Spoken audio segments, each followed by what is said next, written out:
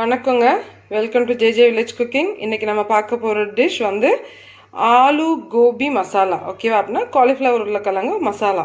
இது வந்து சப்பாத்திக்கும் நல்லாயிருக்கும், ரைஸ்க்கும் சைட் டிஷ்ஷாக யூஸ் பண்ணிக்கலாங்க. ஸோ இது 2-in-1 டிஷ், தாராளமாக சூப்பராக இருக்கும். நீங்கள் ட்ரை பண்ணி பார்க்கலாம். ஸோ இதுக்கு தேவையான பொருள் பார்த்துடலாம். உருளைக்கிழங்கு 2 நறுக்கி வச்சுருக்கேன். சும்மா ஒரு இந்த மாதிரி ஒரு கொஞ்சம் நீளமாக அப்படி க்யூப் மாதிரி நறுக்கி வச்சுருக்கேன். அப்புறம் ஒரு பெரிய வெங்காயம் எடுத்திருக்கேன். காலிஃப்ளவர் ஒரு அரை காலிஃப்ளவர் எடுத்து அதை அப்படியே சும்மா ரஃபாக கட் பண்ணி வச்சுருக்கேங்க. அப்புறம் தேவையான அளவு மிளகாத்தூள், மஞ்சத்தூள், ஒரு 4-5 பல்லு பூண்டு, கருவேப்பிலை, ஒரு தக்காளி, சீரகம். இதுதான் இதுக்கு தேவையான பொருளுங்க. ஸோ நம்ம எப்படி செய்யலான்னு பார்த்துடலாம். ஓகே பாருங்கள், நான் இப்போ வந்து அடுப்பில் கடாய் வச்சுட்டேன். எண்ணெய் வந்து ஒரு குழிக்கரண்டி ஊற்றிருக்கேன். ஃபர்ஸ்ட் நம்ம போட போகிறது வந்து பெரிய வெங்காயம்.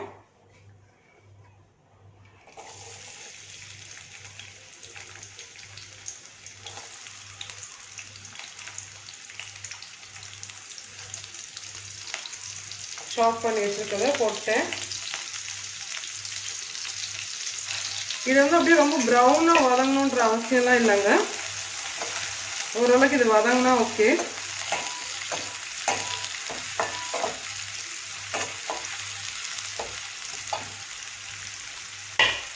இப்போ நம்ம லைட்டாக கருவேப்பிலை போட்டுக்கலாம்.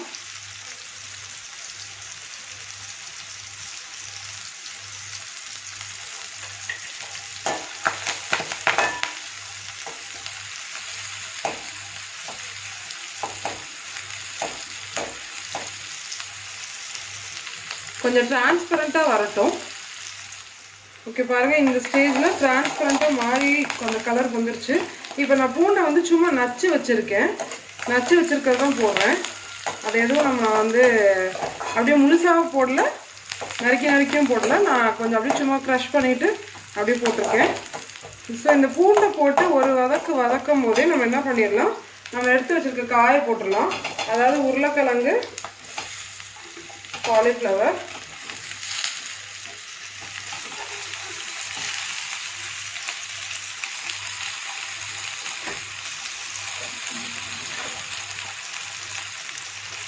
நல்லா போட்டுட்டு அதை நம்ம கிண்டணும்.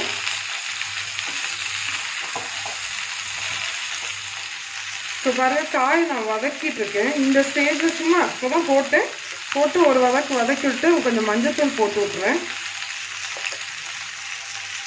நமக்கு தேவையான அளவுக்கு போட்டுக்கலாம் மஞ்சத்தூள். இல்லைன்னா ஒரு டீஸ்பூன் போடுங்க. கொஞ்சம் அடுப்பை மீடியம் ஃப்ளேம் பண்ணிக்கிறேன்.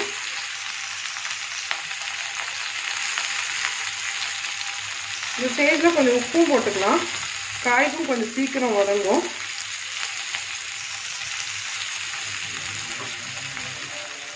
மஞ்சத்தூள் போட்டு கிளறி விட்டுட்டேன்.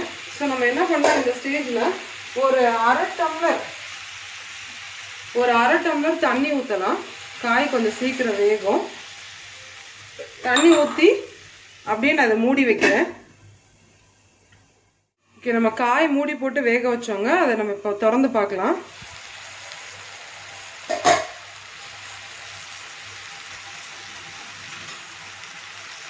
லைட்டாக கிளறி விட்டுக்கலாம்.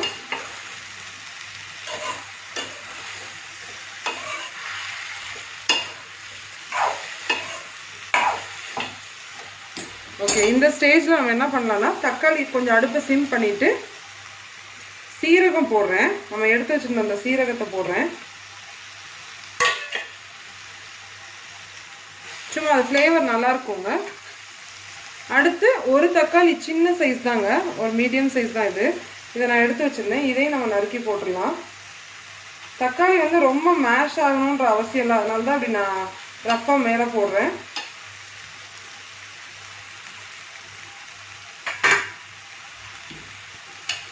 போட்டு ஒரு கிளறி விட்டுடலாம்.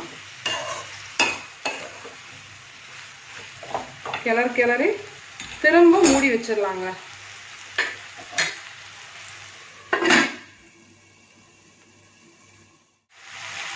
இது பாருங்க, நான் திருப்பி மூடி போட்டு எடுத்துட்டு நடுவில் ஒரு கிளறி விட்டுக்கணுங்க. பாருங்க, நம்ம தக்காளியே லைட்டாக வதங்க ஆரம்பிச்சிருச்சு. நம்ம கிளறி விட்டுக்கணும். இந்த ஸ்டேஜில் நான் வந்து மிளகாத்தூள் போட்டுக்கிறேன். மிளகாத்தூள் வந்து நம்ம காரத்துக்கு ஏற்ற மாதிரி தாங்க. சப்பாத்திக்குனா கொஞ்சம் குறைவாக போட்டுக்கலாம், சாப்பாட்டுக்குன்னா கொஞ்சம் கூட போட்டுக்கலாம். நான் இப்போ வந்து கிட்டத்தட்ட ஒரு 1.5 ஸ்பூன் போடுறேங்க. 1.5 ஸ்பூன் போட்டு நான் நல்லா ஃபஸ்ட்டு கிளறி விட்றேன். ஒன்ஸ் மிளகாத்தூள் போட்டதுக்கப்புறம் நீங்கள் அடுப்பை வந்து நல்லா சிம் ஆக்கிடுங்க, இல்லைன்னா தூள் கருக ஆரம்பிச்சிடும். அப்போ ஒரு அந்த ஃப்ளேவரே இல்லாமல் ஒரு மாதிரி காய்கறியே ஃப்ளேவர் போயிடுங்க. ஸோ நான் சிம் பண்ணிவிட்டேன். இப்போ இந்த மிளகாத்தூளோட இன்னும் ஒரு 5 to 7 மினிட்ஸ் நம்ம அப்படியே அதை சிம்லேயே வேக விட்டுடலாம்.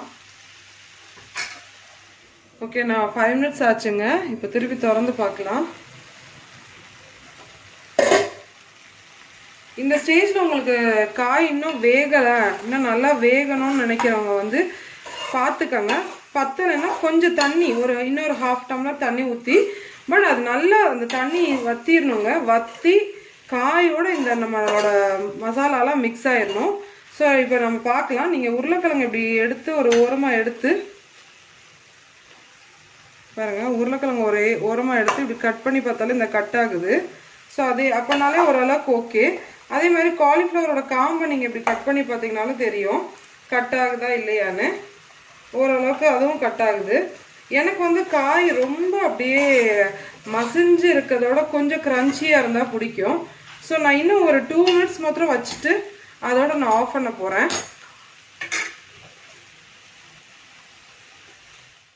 இங்கே பாருங்கள், நான் ஆஃப் பண்ணிட்டேன். எனக்கு கரெக்டாக என்னோட காய் இந்த லெவலில் இருந்தால் எனக்கு பிடிக்கும். எப்படி தண்ணியே இல்லாமல் நல்லா ட்ரையாக அந்த மசாலா எல்லாம் அதோட இருக்குது பாருங்கள். ஸோ இந்த மாதிரி இருக்கும்போது எனக்கு பிடிக்கும். உங்களுக்கு இன்னும் நல்லா சாஃப்டன் ஆகணும்னு நினைக்கிறவங்க இன்னும் ஒரு 2 மினிட்ஸ் வச்சிங்கன்னா ரொம்பவே சாஃப்ட் ஆயிரும். ஸோ இந்த மாதிரி ட்ரையாக இருக்கணும். அப்போ தான் சப்பாத்திக்காக இருந்தாலும் சரி, அது ரைஸ்க்காக இருந்தாலும் ரொம்ப நல்லாயிருக்கும். கண்டிப்பாக ட்ரை பண்ணி பாருங்கள், உங்களுக்கு ரொம்ப பிடிக்கும் இந்த சப்ஜி. ரொம்ப ரொம்ப நல்லாயிருக்கும், யம்மியாக இருக்கும். நீங்கள் ட்ரை பண்ணி பார்த்துட்டு எனக்கு லைக் பண்ணுங்கள், ஷேர் பண்ணுங்கள், கமெண்ட் பண்ணுங்கள். இன்னும் நம்ம சேனலை சப்ஸ்கிரைப் பண்ணாதவங்க சப்ஸ்கிரைப் பண்ணிக்கோங்க.